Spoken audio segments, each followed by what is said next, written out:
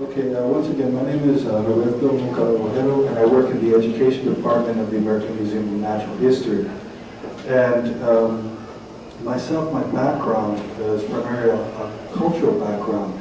I'm a Taino Indian native, which is the indigenous peoples of the Caribbean. They were the first peoples to meet and greet Columbus in 1492. I'm a descendant of those people, and a lot of my work is geared towards continuing, preserving, and protecting the ancestral legacies and traditions, spiritual traditions, cultural practices of that region. I've been involved in various international initiatives because of this work. I've done a lot of human rights work with the United Nations, and I'm very involved in the international indigenous rights movement, and I've done consulting work for the BBC, Discovery Channel. If any of you have an opportunity to see a film called Spirits of the Jaguar, that was a 4-part series that Discovery Channel, Channel 13, and BBC did in collaboration. That spoke about the way the natural world affected the civilizations of Mexico and the Caribbean and South America. And that's available, I believe, if you go on the internet or go to Channel 13 Discovery Channel site, you can see that video presentation. But I haven't been involved in that. I'm just giving you some background so that you know a little bit about my work and what I've done in the past.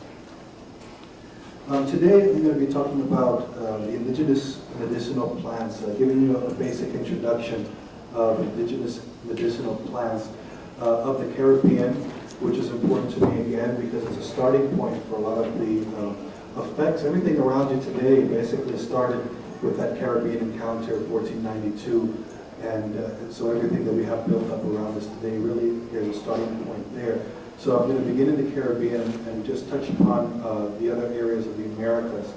And when I say Native American, when we talk about introduction to Native American, what I mean by that, what many museums, like the National Museum of the American Indian downtown in Bowling Green, speak about when they talk about Native Americans, is that anybody from the top of Alaska and Canada, any Native person who was originally there from the top of Alaska and Canada, all the way down to the tip of South America, we would consider native to the Americas or an Aboriginal person. So they were all, quote unquote, given the misnomer Indians. And so we're talking about Indians all the way from the top of Alaska all the way down to the tip of Tierra del Fuego, which is down by Chile today, in Argentina and those areas. I'm going to start out, I have my notes all written down, and again I apologize for coming a little late, but if people want to get a copy of these notes, I can get an address or an email, I can send you this. It's a little more detailed. But I'm just going to draw on these notes for this presentation, and that's why it's probably better to stand here so I won't look so far. But recently, in recent years, the phytotherapy, or what's known as the use of traditional herbs, herbal remedies, and medicinal plants, have been gaining backlash by our prospect. And as you can imagine, the implications socially and economically, neighborhood and other neighborhoods, there's a real trend to go and find roots and herbs and things that can help you out, make you more healthy. So it is a concern for all of us. And we know this on an overall level because there's been an increase in financial investments and also research. And that kind of gives an indication that this area, the idea of medicine for quite a long time, and that it's going to be a really important focus as what they call a re-emerging health aid. And I put re-emerging in my paper in quotes because for indigenous peoples, for native peoples, this use of these practicing use of plants and herbal remedies is not really re-emerging for many of the communities, but it's a consistent, continual process.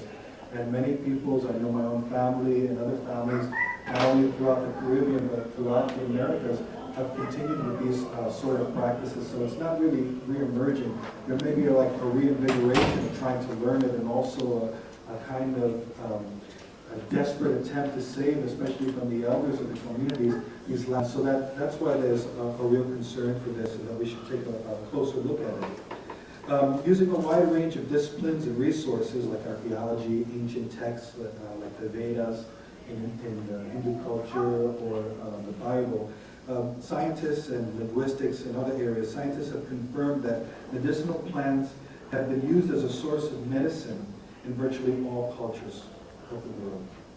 And the widespread use of these traditional herbs and plants reveals the medicinal properties that are inherent or that are found in many natural products. I'm not saying that all natural products have the ability to help your health, but in many of these products, they do have an inherent medicinal quality to them. What I'd also like to point out is that while many people are getting very involved or the attention is focused on the use of medicinal and traditional herbs, there's also been an increased focus, if people are aware of the news and recent initiatives in the United Nations, of indigenous peoples themselves having more publicity in the public eye. In years past, maybe any talk about indigenous peoples or American Indians or natives of the hemisphere or anywhere else might have been related to like a trip to a museum, or maybe a few chapters in a textbook, but not really as a contemporary issue that we see like since the 70s and other civil rights movements that kind of started emerging at that time. There was, if you look back, there was the takeover of Wounded Knee here in the United States, which is out in the Dakotas, and that had a lot of publicity over time. 1992, with the quincentennial celebrations of the arrival of Columbus, Native peoples were again brought out into the limelight in protest of all the ramifications of that first contact period. So just recently, the United Nations itself, which is a standard-setting body for the world these days, and that everybody is aware of, the United Nations Convention on Biological Diversity recognizes the close and traditional relationship of indigenous peoples to the land, the natural resource, and of course to the connection with traditional plants and plant medicines. And also within that Convention on Biological Diversity, there's an acknowledgement that the governments of the world should also acknowledge that fact, that traditional relationship of indigenous peoples to the land and the natural resources, especially to traditional plants and healing practices. That government should not only acknowledge that, but they should also encourage the equitable sharing of benefits arising from the utilization of such knowledge, innovations, and practices. Now what that means is that they're saying that the government should also make it possible for that any pharmaceutical companies, I'm just giving you an example now, that any pharmaceutical companies going into indigenous territories or places where indigenous people or rural people live, and for example, if there's a family that's been using a certain kind of health remedy, herbal remedy for generations, and a pharmaceutical company comes in and says, oh, that's very interesting. Can we take that research and maybe we can develop a drug that, for the greater good of mankind, that they might be able to use this? And this has happened over and over again in indigenous communities throughout the Americas.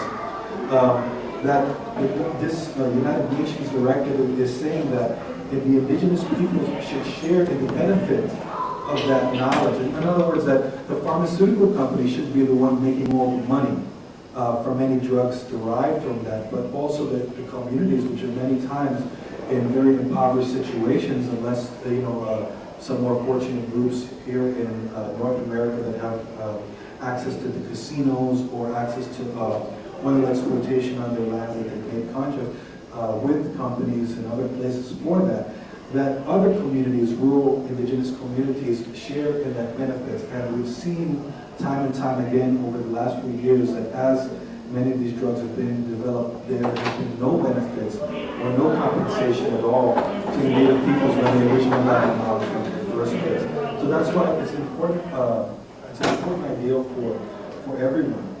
And this has come now because, again, these pharmaceutical companies, this industrialized society that we have, we've already exploited medicinal plants and developed drugs and chemotherapeutics, and taking this again from these herbal remedies and plants. And again, as I said, there hasn't been a benefit going back to the communities. And there's others, Morgan, that has started to look into this situation or this paradigm that says we need to develop some kind of legal standards for this, especially now that we hear what's a very big scientific thing that everyone's hearing about these is genetic engineering and patenting. I'll give you an idea that genetic engineering is something that happens that many of you will go out and don't even realize here in the United States that GE products, they call genetic engineered products, are available, and many of us consume them every day, and we still don't, there still hasn't been enough research to know if that genetically engineered food that we're consuming has any long-term effects to you, because it hasn't even been around that long for us to have that kind of research data. And what are GE foods? Well, corns that we eat, people eat cornflakes, kids eat cornflakes, and different things like that. Tomatoes, maybe some kind of strawberries or something, and they've been genetically modified, scientifically modified to maybe that they won't get as many, they'll be less, they'll have a sort of repellent to insects, they'll keep longer on shelves. Like, this is the kind of scientific thinking that's going on with the foods that you're eating right now. And there's a law still, there is no law rather in the United States that says that our foods have to be labeled to let you know what's been genetically altered or not. So we could be consuming that every day. Weren't there fights to prevent them doing it because there were of the fights. international? Yeah, there were fights, but still,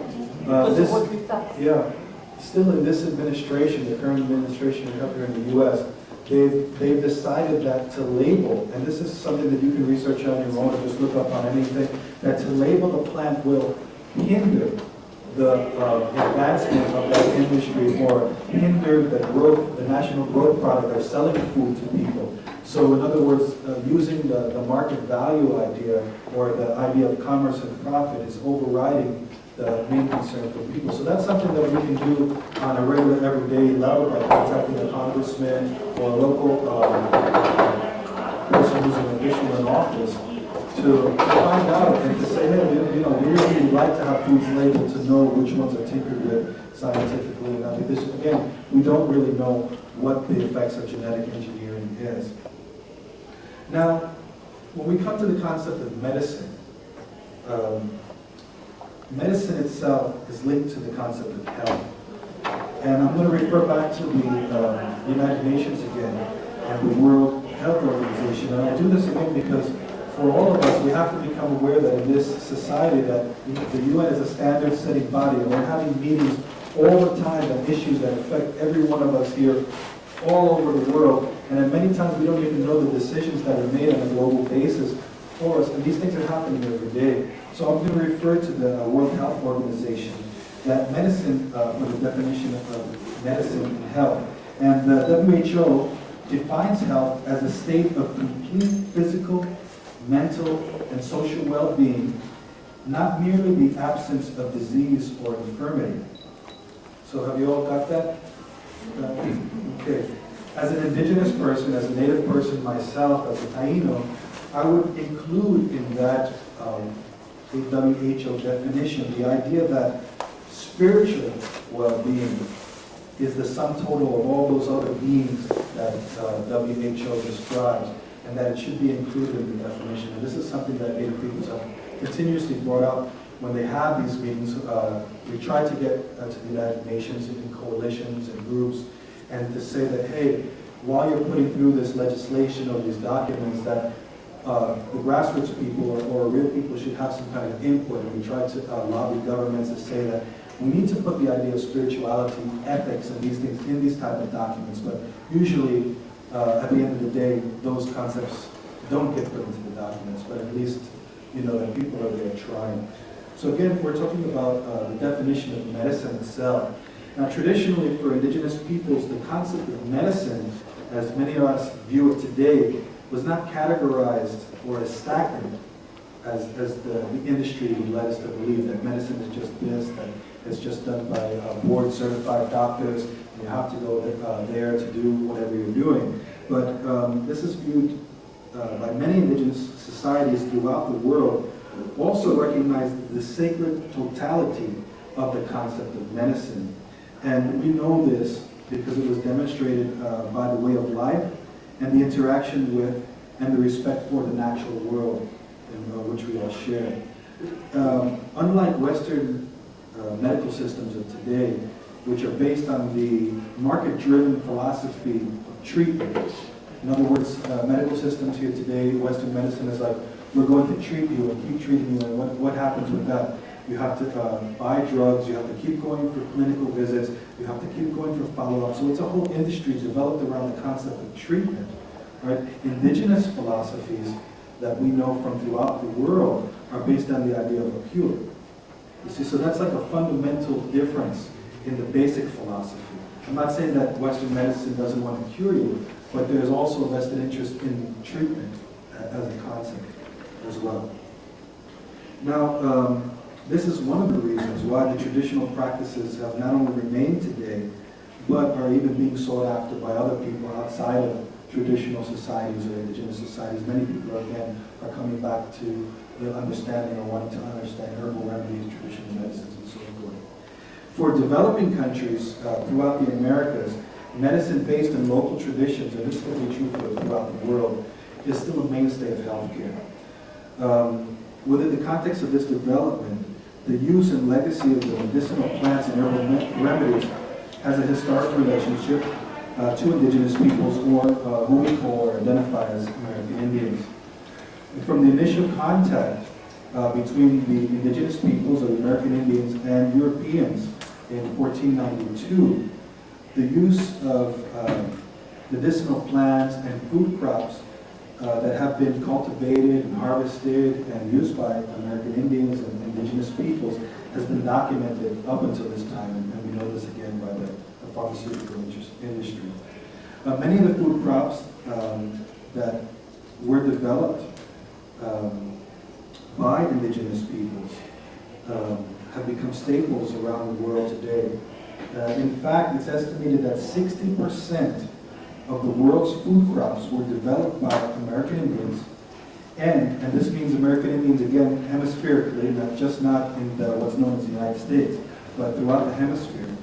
And it's, again, 60% of the world's food crops were developed by American Indians, and there are no food plants native to the Americas that were not first cultivated and or harvested by indigenous peoples. It's a pretty intense concept if you think about it in that regard, because this affects everything that we do, of course. My own ancestors, the Taino and their relative, the Cacike, were the first peoples in the Western Hemisphere to be called Indians. And it must be acknowledged, with that in mind, that many of the medicinal plants and food crops that made their way into Europe in these early years of the 15th, 16th century were first encountered in the Caribbean area. The tropical environment itself was a cornucopia of herbs and plants and that were used every day for the well-being, the health, and the welfare of the people. And many of the food crops that we have today, many things that we just consider food, also were identified and used and valued for their medicinal property as well. So it wasn't just like they were just taking one leaf and saying, okay, that we're using for medicine, but this food we're just eating, and we don't think that that has an effect on our health or well-being. In other words, again, the concept was more of a total concept, and that those things were all interlinked and connected. So, again, that's why I've included the word food crops as medicinal plants, because it speaks to this overall concept of medicine. And while many scholars today are debating on the effects of the introduced foreign diseases, the medicine, and religion on indigenous peoples of the Western Hemisphere, we can be sure of one thing, that pre-European contact lifestyle here in the Americas was a healthier place, and a place where diabetes, cancer, and AIDS were not part of the people's consciousness. Now that we can be sure. To name a few of the food crops and medicinal plants developed and contributed, used by my ancestors and other relatives throughout the Western Hemisphere to the world communities, the list is immense, and I'm just going to cite a few of them here, but you can get an idea of the scope of some of these food crops, medicinal plants, etc. We have corn, white potatoes, manioc or yuca, cassava, depending on where you're from, peanuts, cashews, tomatoes, squash, including pumpkins, pineapples, papaya, avocado, kidney beans, lima beans, black-eyed peas, wild rice, blueberries, strawberries, pecans, maple syrup, vanilla, chocolate, mint, aloe, ginger, and sage. Now those are the food products, and some of the, just a little window of that. Some of the non-food products developed were products like cotton, tobacco, indigo, balsams, latex or rubber, and even something called chicle, which is used as a basic product for tuning. This is to give you an idea of the wealth of knowledge that was here and is now being shared by everyone throughout the world. Because some of these plants have now become, for example, yucca, cassava, corn. Some of these staples in other countries, such as Africa, they didn't have those plants before they were brought over in that Columbian exchange in the 15th century. And not to say that other plants didn't come over here from there, but our focus today was specifically on the indigenous plants of the Caribbean and the Americas. Now, even some of the plants that today have a negative connotation on society, like tobacco and coca leaves, they were also noted and valued by indigenous peoples for their medicinal practices and purposes. For example, tobacco, which was not only smoked and seen for the first time in the Caribbean, the use of the guanos or tobacco or cohiba, the cigars that many are famous, you hear about Cuba cigars. This is an indigenous practice that many of the original native people, my own ancestors, used this in the same way that natives here in North America use the sacred pipe. So these tobaccos would also be passed around. And because of that nicotine quality as well, that adrenalizing quality of it, it was also used when runners would go between village to village. They would also use these tobaccos. Remember, the tobacco that was grown didn't have the additives and the derivatives that a lot of the tobacco has now, and it was used in a different way. So it wasn't like every 5 minutes we could light up a cigarette, and there was a certain amount of respect to the plant and to the use of it. So that idea of cancer wasn't around at that time related to tobacco for American Indians. So tobacco was not only used to smoke, but it was also used to cure ailments of the stomach, to induce vomiting. When people needed to get something out of their stomach, they would take some of the tobacco, mush that up with water and some other herbs, drink that, and that would induce vomiting and get whatever was in there out. Sorry to be so graphic, but that's trying to give you some ideas about that. Some of the other things that tobacco is good for also, sometimes native people would chew that tobacco, and if somebody got a snake bite, also you would apply the tobacco to the wound, and it would act as a venom extracting agent. So this is some of the other uses of tobacco itself, where we have such a negative connotation about it, and why it was so sacred to indigenous peoples throughout the hemisphere. As far as some of the food plants, I'm going to go back to the Caribbean again, because it's a starting point, that were harvested in the Caribbean. Just a few examples of the medicinal uses include wild sage, which was used in a tea to treat colds and chills. Soursop, known by some as guanabana to others, which is anona in the scientific term, was used as a sedative for children to help them go to sleep at night. The hog plum or golden apple, which a lot of people know as hobos, it's a little fruit type. Hog plum, known as, or golden apple. There's different names depending on where you're in, either the English-speaking Caribbean or the Spanish-speaking Caribbean. These fruits are known by different names. We call them hobos.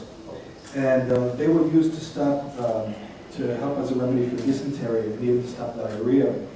The silk cotton tree, or the ceiba tree, which the Maya revered as the tree of life, and was also noted by the Taino as well, which ceiba is a Taino word, was also used, pieces of that tree, or parts of that tree, were used in baths.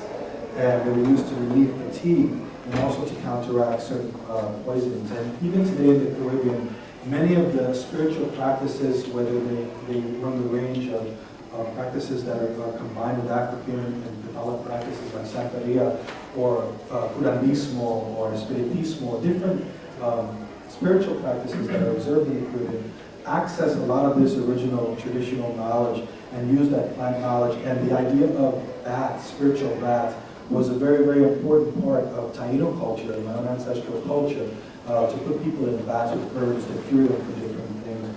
So that's some of them. Allspice is another one, you may have heard of this one. And it was used not only to preserve meat and fish, but also as a remedy which promoted good digestion. It relieved toothaches, alleviated muscle pain. And allspice is very interesting because there's a side story with that in the use of allspice to cure and preserve meat and fish, you've heard of the buccaneers, right? Pirates and buccaneers. Well, that was a word, bucan. That was the process, used as the process to store meat. It was an original Taino Arawak word. And they got that word buccaneer, or related to the pirates, from that original indigenous term. So when you heard of the buccaneers, it was because many of these people were taking stuff and bringing them into the forested areas and hiding their loot and stuff like that. So it all got related. So that's a little side information. But allspice, the berries of the allspice, have a long history in the Caribbean, and in Jamaica, allspice tea is used for colds, menstrual cramps, upset stomach. In Costa Rica, that same allspice is used to treat indigestion, flatulence, diabetes. In Cuba, they use it as a refreshing tonic. In Guatemala, the allspice again is applied to crushed berries, and that's used for bruises and problems with your joints and muscle pains, etc. Now, culantro, or let's say cacao, is another herb that's used, and it's not to be confused with cilantro. Cilantro is a different thing, but culantro is also a relative of cilantro, but it was also used not only as something for cooking, but you can also use it for fevers, chills, helping in diarrhea. In Jamaica, it's used for colds, and even when children have convulsions, they also use that culantro for that as well. The leaves, they're boiled, and the roots are boiled, and the water is also drunk for pneumonia, flu, diabetes, constipation, and malaria fever. So you see, this is a wealth of knowledge that developed over what we say as indigenous people from time beginning, but you could say millennia or centuries and centuries of understanding and working with that natural environment. Many of these plants, as I stated, continue to, and practices continue to be used today in the rural sectors of Caribbean society. And one of the most notable examples of the use and the prominence of the idea of green medicine and the use of herbs, I've been able to observe in Cuba. And this practice has been the mainstay of the healthcare. As you know, Cuba's had an embargo for about 30 years now for medicinal products to go in there, actual pharmaceutical products. So if you go to a pharmacy in Cuba, there may be a little cabinet about, well, maybe about the size, this size, that has Western type pharmaceutical product. The rest of the shelves are filled with plant-derived tonics, and they've been using this, and they have, honestly, I've been there myself quite a number of times, and they have one of the best healthcare systems in Latin America. And many times to prove this, many times when there is a hurricane or there's a disaster, Cuba has one of the highest input of medical doctors going to countries to go to help them. And recently in Venezuela and other, and this is documented in various reports around that you can also research as well. And that's not to talk about politics or anything else. I'm talking strictly about the medicinal practices that are used, before anybody goes off on a tangent on that. Also, another initiative that's an important thing to note in the Caribbean area is the Belizean government established the world's, 1993, established the world's first medicinal plant reserve. And that has about 6,000 acres of land that's just dedicated to the preservation of potentially life-saving herbs and plants. And this reserve is run by the Belize Association of Traditional Healers. So they really have tried, this government in Belize, to really interact with the local traditional knowledge and really interact that into initiatives that, you know, who knows what they might find there one day that might help something that one of your relatives, an ailment that you or one of your relatives might have in the future. So it's important to be aware that these things are actually happening. As we move from the Caribbean through the Americas, we cannot discount the importance also of the tropical rainforests of South America. Now, some of these figures I'm going to give you might seem astonishing, but again, if you do the research, you'll see that it's available and you can find this in the public record. But it's 90% of the rainforest flora used by Amazonian Indians as medicine still has not been examined by modern science. Okay, now with that in mind, this represents the irony of the situation that we have in tropical rainforests, because there are, let me give you an example. It's estimated that 70% of the plant species identified by the U.S. National Cancer Institute as holding anti-cancer properties come from the rainforest. 37% of all medicines prescribed in the U.S. today have ingredients derived from rainforest-derived flora, from the flora of the rainforest. At least some element in those plants is in 37% of the medicines that you take today. Now, why I'm saying, I'll get to you in just a moment, why I'm saying that this is so important is that the rainforest, not only in South America, but throughout the world, they're under such an incredible strain of being just totally decimated that we don't even know what cures or help to the rest of the world we're losing every minute and every day because of the destruction throughout the rainforest. And not only that, as more and more rainforests are being taken away, the native peoples who lived there for millennia are also being displaced, and they're not even being able to show their children anymore these arts of using the plants. So now all of a sudden these children are relying on medicines that they can't even afford because they're just coming out of rural areas. So you see the paradigm happening here. So you have children who can't afford these medicines, they have to take this, their health is declining, and you have whole societies being wiped out. And this is going on how long? Since 1492 at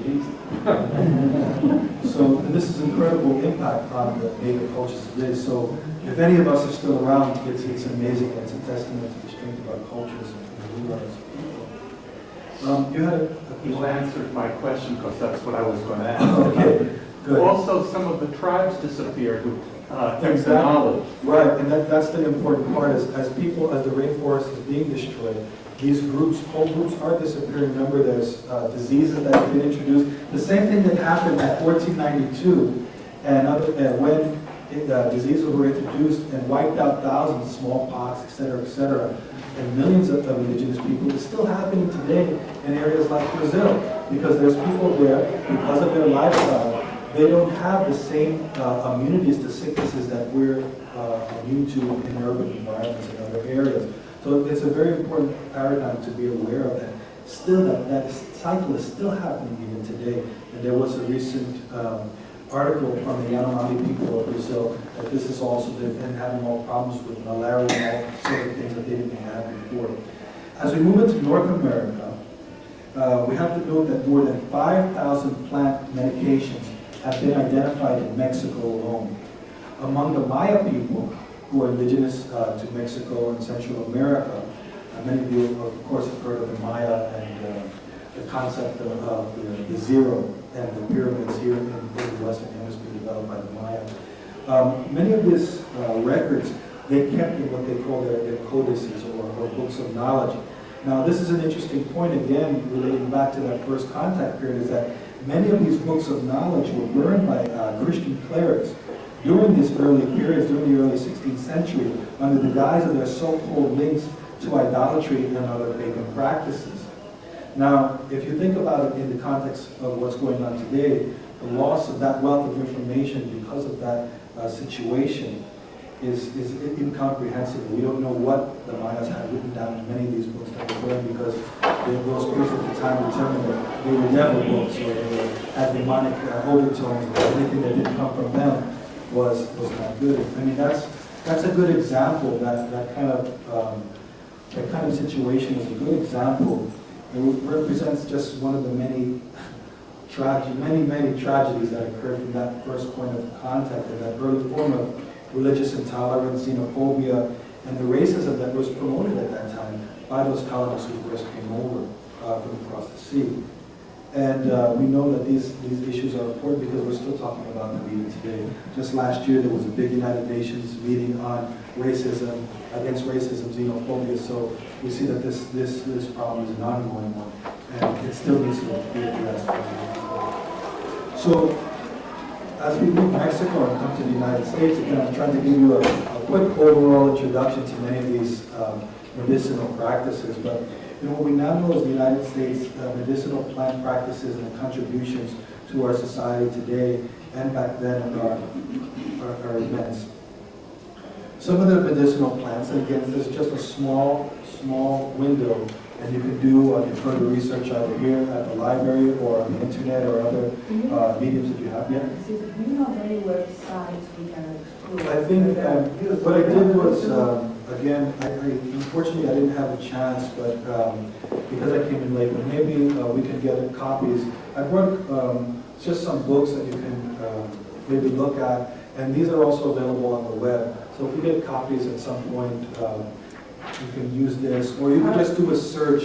If you go to a search engine and just put Native American medicinal plant usage, and you're going to see all the different articles and books that will come up, and many of the things I touched on today you'll be able to get off the internet. These plant derivatives, can you get them in the stores here? Sure. I mean, any holistic health store has aisles full of plant-derived things that people are using now for different health reasons. But how good are these people? How do you know whether you really have a good one to? That's an important point. To advise you. Exactly. Whether it's good, bad, or indifferent. And this is something that, as a Native person, we take that very seriously. And I was going to get into that a little bit later. But the idea of the respect for the plants themselves and knowing what these uses are. And again, there's many companies that are doing research and that are doing this and that put products out on the market, but you should always go for some kind of consultation before you start taking or changing your diet or going to get plant remedies. There are people around, holistic health centers. I'm sure in this neighborhood there's plenty of people that are around who might be reputable, that have some kind of certification or who are known just from living in the community.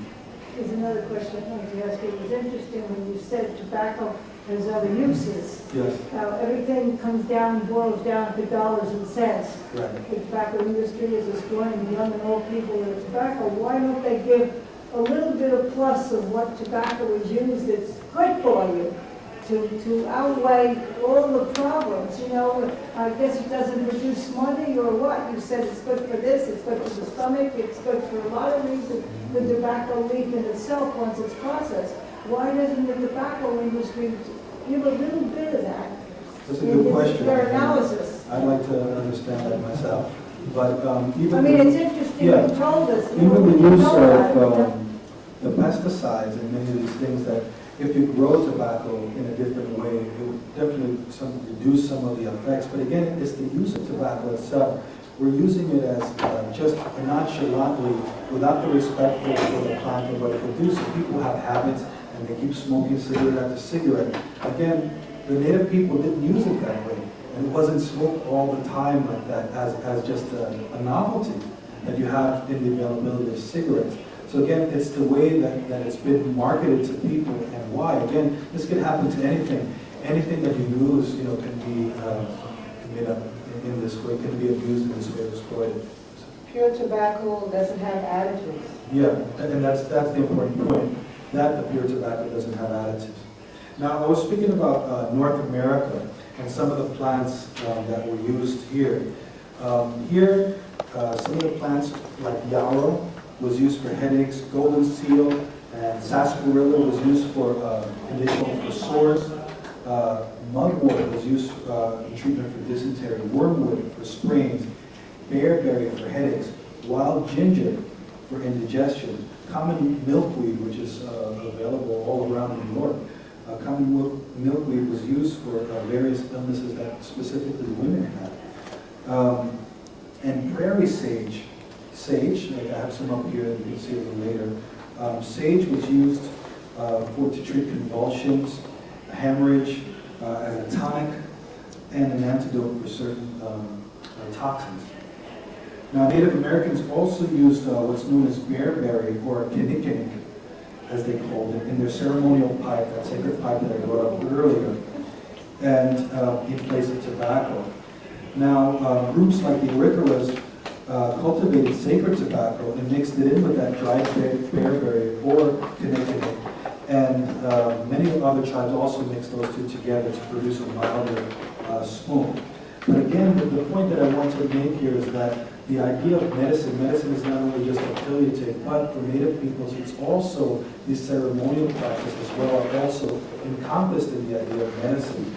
So that we can't look at the smoking of the native pipe in isolation away from the use of the herbs like sage and cedar and different practices in the way of life itself. In other words, all these things, whether it was the pipe ceremony, the sweat lodge, all these things were together and not just like one thing we could say, okay, we'll just take that medicine, but the whole way of life itself is medicine. Yeah. If I went to the museum, to the shop, what I find is some booklets, or not even hardcover books, because those are so expensive. But booklets and contain some good information. I think probably not in the museum where I work at, but probably there may be a pamphlet or so about medicinal plants, depending on what area you're looking for. But I would say that the internet, if you're looking for just a small source of information that you can download quickly and get information about certain plants, the internet is probably the easiest. That's right, you have to know the website. But you have to know. Sometimes you don't find it. If you go to a specialized database, like Medline, for instance, then you go to Medline, and then you might find some things there. If you don't have access to it, you might not find it. I suggest you go to like a search engine like Google or something like that and type in the word Native American medicinal plant usage. And I'm telling you, I've done it myself. You'll see a majority of the thing that you can just click on here. Yes. You can, if you go to these towers that are around Queens, Yes. it's usually someone selling temples. Yes, that's another way to, again, as I was saying before, that accessing the local community and finding out what's going on and people around you, your neighbors, other people, is also another way to learn about these medicinal plants and even buy some of them. Now, as I was saying, Native Americans used all these things like pipe ceremonies, the sage, the cedar, the blackberry, and many other things, all in harmony and in connection. Even a plant like the dandelion, the common dandelion, was used long before the discovery of America for a wide variety of ailments. And there was some sort of a cure-all for everything. And scientific evidence now has also verified the use of dandelion for all these treatments. Now, I also, I'm all wrapping up here, so I don't want to be talking so much to take some more questions, but it's also important, as I was saying, in the totality of the idea of medicine, that throughout the Americas, the so-called hallucinogens have also been a part of the health and spiritual well-being of indigenous communities from time beginning. And even today, these practices like the use of peyote and ayahuasca among some communities is a cause for concern outside of the Native community. Because again, other people, non-Native people, have taken the sacred peyote, the ayahuasca, mushrooms, and have used them for recreational use. And that gives the idea that the Indians are just sitting around and just want to get drugged out and just have some sort of trip from these very, very sacred items to us. And if you know about the way that these practices are used, especially the peyote church, the ayahuasca, there's specific ceremonies that go along, and you just can't take it and just, be like that, because it's a total disrespect of something sacred that's used, again, for spiritual well-being. And as a medicine, peyote is referred to as the medicine in the Native American church throughout the Americas. And when we speak about it, we say, the medicine. So it's another form, again, and it's sort of to give you an idea that the concept of medicine, again, is different for indigenous peoples in totality than what we have been accustomed to in Western ideology. Again, it's a spiritual way of life. And why I advocate understanding this is that we have to remember that there's a difference between what was going on in Europe, which is the basis for our medical culture today, that was brought over in the 16th century, to what was going on here. If you understand the archaeological research and the oral traditions, Native Americans were performing complex surgery like brain surgery and relieving hemorrhages in the brain, while people in Europe were still bleeding everybody for every ailment, in other words, cutting you. The Native Americans were, throughout the hemisphere, were actually performing these complex operations. And there's archaeological evidence. I know my museum is one of these places that stores that kind of knowledge, and they have all these remnants in this thing. And this, I'm sure, is available, information is available what worries me is that we're in an age of medicine.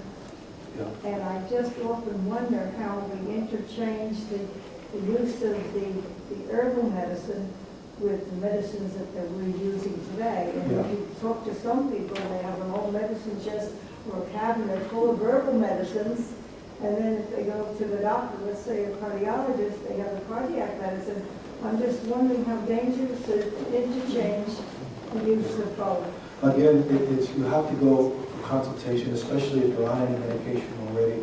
If you plan to explore the idea of traditional medicines, herbal remedies, please, I would urge everyone to get some kind of consultation or speak to as many people as you can. You know, and also get a second opinion. It's very important for this because you don't know what kind of allergic reactions you might have to a plant. And because we're so accustomed to this kind of way of treatment over these last generations, we might have an adverse effect of something that might help other people. So it's very important. Again, we just can't say that we're going to take all this indigenous knowledge now and just enact that into our daily lives without really having some understanding and again respect for it. And again, I'm going to start to close out here by emphasizing that word of respect and also the sacred, the idea of sacred in all these processes. And I'm going to return to my own region, where even in Cuba today, as I mentioned, Taino descendants related relations of my own tribe, in the rural areas, they still honor tobacco as a sacred herb. And before they pick medicinal plants for other ailments, they offer the seeds of tobacco. A lot of the elderly people will offer the seeds of the tobacco as an offering to the plant before they pick that plant. And again, this is happening in the eastern rural area of Cuba. That's a more isolated section of Cuba. And this is some of the indigenous practices that continue today. And why I say that again is because that idea of sacred, or that idea of giving something back, is something that is very important in the idea of medicine. So again, we say the popular phrase that you are what you eat. My ancestors understood that very, very clearly. And it was something that we were very familiar with, still are familiar with. And it's an idea, I feel, that's worth your attention and also respect as well, as you can see, of all these contributions. My community, this is especially true now because my community and other communities around the world are falling victim to diseases like diabetes, obesity, high blood pressure, high cholesterol, etc. So it's not only worthy of attention, I feel, but it's likely that situation for our communities, you know. And again, as with all aspects of life, it comes down to a matter of respect. And as my Taino grandmother say in the Oriente of Cuba, that the plants know and can help you or hurt you. It's all dependent on how you approach them. And that's what I'm going to do.